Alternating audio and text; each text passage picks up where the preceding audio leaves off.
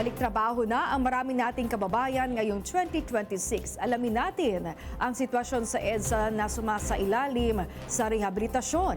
Naroon si JM Peneda. JM.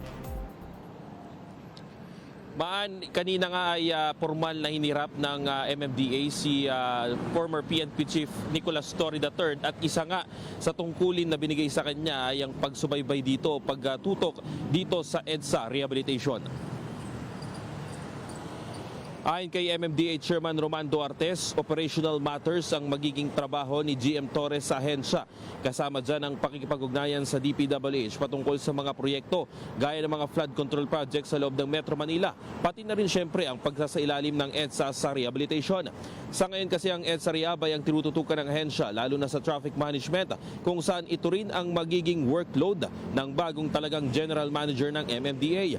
Kahapon nga ay mismong si Torre ang sumama sa pag-iikot at inspeksyon sa mga ginawang kalsada sa EDSA. Sabi ni Torre, mas maayos at pulido ang pagkakalagay ng mga espalto sa mga linya kumpara sa ibang mga naunang mga inilagay dito. Better experience daw ito para sa mga motorista, lalo na sa mga bus na dadaan sa EDSA busway.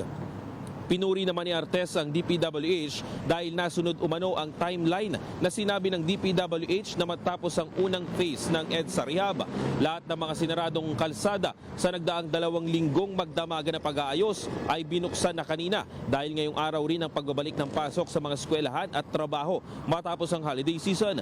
Base umano sa napag-usapan ng MMDA at ng DPWH, alas 10 hanggang alas 4 ng umaga na lang muli ang working hours para sa mga gagawing pangkalsada sa kahabaan ng EDSA.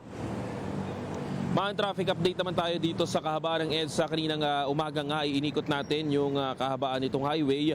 Nagsimula tayo sa may Quezon Avenue patungo dito sa Pasay.